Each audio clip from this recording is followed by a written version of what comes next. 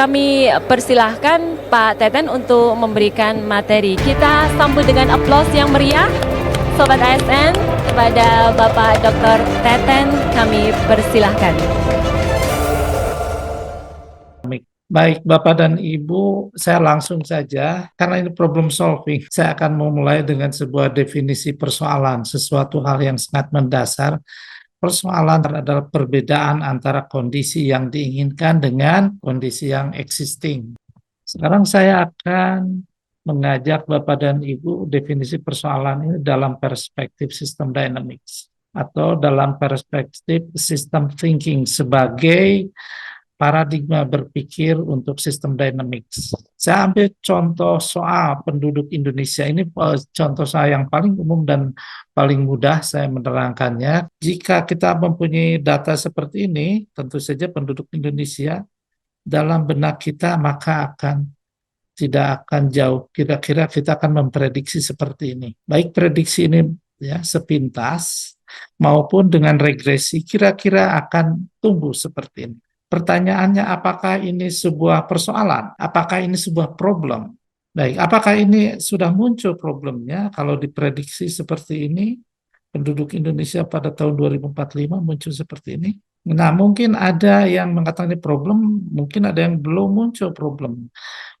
Ini sebuah problem, persoalan atau tidak persoalan, problem atau tidak bergantung apa yang kita inginkan. Harus ada sesuatu yang diinginkan. Jika yang diinginkannya seperti ini ke depan, maka ini adalah problem, persoalan, gap antara yang diprediksi dengan yang diinginkan. Ini persoalan dalam perspektif sistem. Jadi persoalan itu yang akan datang gitu ya, Bapak dan Ibu. Persoalan yang akan datang kaitannya dengan kebijakan publik yang akan datang, itu bukan sekarang. Dalam konteks kebijakan, jadi yang akan datang perbedaan antara yang diprediksi seperti ini, ya alurnya, sedangkan yang diinginkan seperti ini. Perbedaan dari alur ini adalah persoalan. Jadi solusi persoalannya sekarang dalam perspektif sistem dynamics gimana? Fungsi berpikir sistem atau geosistem dynamic, kalau kita memodelkannya, pertama, sampai di mana kita prediksinya. Ya, yang pertama itu sampai di mana kita prediksi jika kondisi ini tanpa ada intervensi apapun, tanpa ada kebijakan apapun, dibiarkan apa adanya. Kedua, bagaimana mengubah keadaan yang tidak kita inginkan ini menjadi sesuai dengan yang kita harapkan, yang kita inginkan, bagaimana. Nah, ini nomor 2 adalah inti dari sistem dynamics dalam konteks desain kebijakan, perencanaan kebijakan. Bagaimana mengubah keadaan yang akan datang sedemikian rupa sehingga sesuai dengan yang kita inginkan, sesuai dengan yang kita targetkan, sesuai dengan yang kita harapkan, yang kita rencanakan. Nah, untuk bisa menjawab ini, Bapak, Ibu, dan teman-teman sekalian, kita harus tahu mengapa pola historisnya seperti ini. Untuk bisa menjawab ini, kita harus tahu strukturnya yang menyebabkan ini muncul.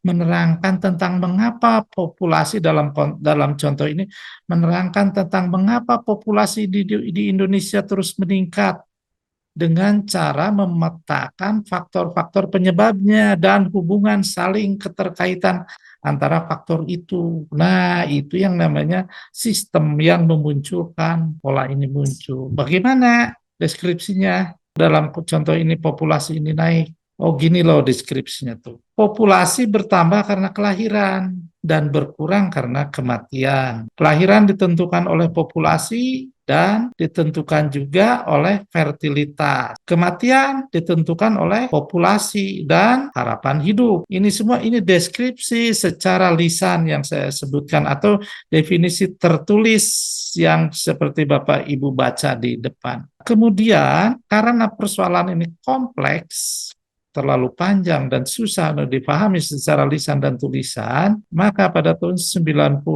Peter Senge dalam buku The Fifth Discipline mempopulerkan causal loop diagram untuk memetakan persoalan yang kompleks. Maka dimodelkanlah seperti ini. Nah, tentu saja Peter Senge ini merefer pada gurunya yang namanya J. Forrester, dia penemu sistem dynamics ya, pada tahun 57. Tentu saja saya akan lewat dulu secara teknis apa itu causal loop diagram. Jika ingin secara teknis bagaimana membuatnya dan apa itu arti-arti lambang lingkaran seperti ini, Bapak dan Ibu bisa melihat YouTube saya ya, di situ ada causal loop diagram, saya detail menerangkannya. Kemudian supaya ini bisa disimulasi ke dalam komputer, ke dalam bahasa-bahasa matematis, maka masuklah ke digambarkan secara dalam konsep stok dan flow diagram. Tapi saya lewatkan tentang stok flow diagram ini. Sedemikian rupa sehingga Bapak dan Ibu, jika Bapak dan Ibu paham struktur ini baik dengan top flow diagram maupun causal loop diagram atau juga hanya dengan tulisan, kita bisa tahu intervensinya bagaimana mengubah keadaan, mengubah arah takdir negeri ini dari yang populasi naik menjadi turun ya.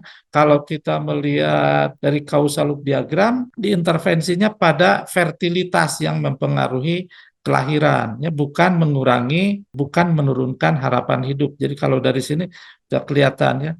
Jadi populasi supaya menurun, fertilitas yang diintervensi, bukan umurnya.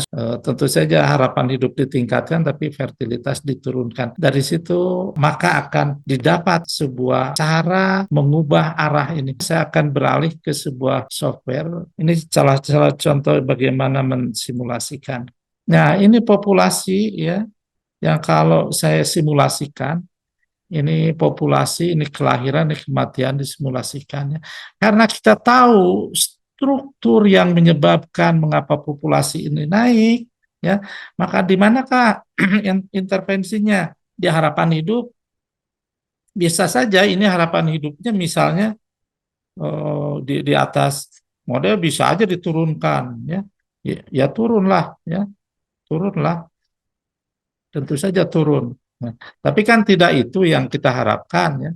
Kebijakan yang dapat diterima atau realistis. Maka yang diintervensinya adalah fertilitas. Bagaimana kalau fertilitasnya kita intervensi kita turunkan pada tahun berapa? 2022 udah terlewat ya.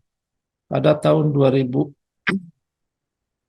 tahun 2026 misalnya. Fertilitasnya diturunkan ya. Nah, maka sejak tahun segini ini kalau disimulasikan akan turun seperti ini ya, Bapak dan Ibu. Oh, jadi minus ya. Itu kalau saya turunkan. Ya tentu saja. Nah, ini kita karena mengintervensi sebuah kebijakan. Jadi kebijakan setelah kita tahu, paham, kita simulasikan. Ini sebuah contoh yang paling sederhana yang kebijakan sebelum diimplementasikan jangan trial and error dong, gitu ya.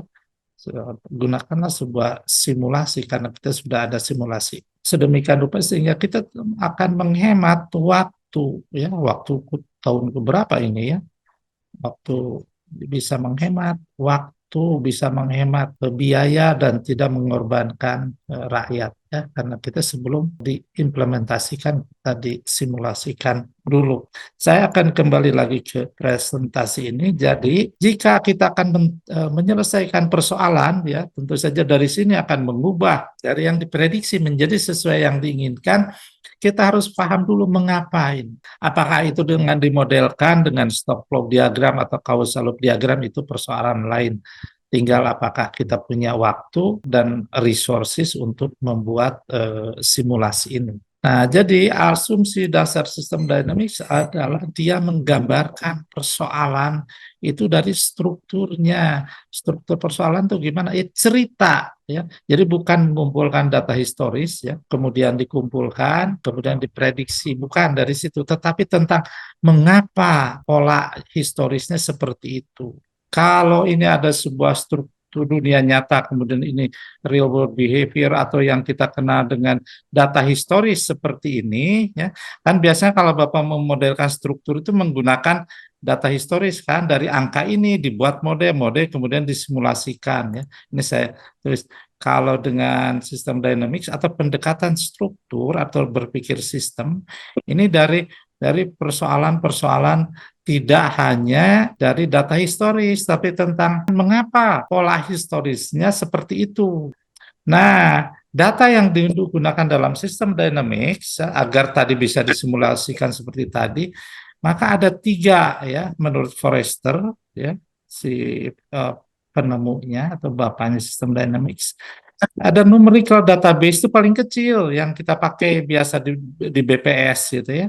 Ada written database, dia ada data tertulis ya, tapi tidak ada angkanya. Nah, lebih banyak lagi adalah mental database, itu yang ada di benak seseorang atau di benak banyak orang ya, yang belum juga tertuliskan apalagi terangkakan. Tahapan membangun model saya buatkan dari John Sterman ya. Banyak tahapan membangun model metodologinya dari beberapa sumber, tetapi saya ambil yang terbaru, saya yang paling simpel ini ya. Dimulai dari problem articulation ini ya, menentukan problemnya sebesar apa ya, harus jelas ya, clear and distinct si problem itu, jangan sampai kemana-mana. Kedua, dynamic hypothesis, ini membuat causal loop diagram atau memetakan dalam konsep sistem ya. Dynamic hypothesis tentu saja dynamic karena ini akan diiterasi ya. Kemudian formulasi seperti tadi ya, agar kita bisa mendefinisikan secara matematis, kemudian di testing atau validasi ya. Kalau dia ini pola hasil simulasinya mirip dengan data historis, salah satunya ini sudah ya, kalau yang kita buat itu sesuai dengan dunia nyatanya yang ada di model, maka itu akan mendekati dunia nyatanya, maka itu model itu dapat kita percaya bisa memprediksi. Nah, kalau sudah di testing kita sudah confident atas model yang kita buat, maka buat policy formulation dan evaluation-nya ya, kembali lagi ya, mengkoreksi apakah benar kita mendefinisikannya. Itulah pendekatan sistem dynamic, solusi persoalan dalam konteks kebijakan.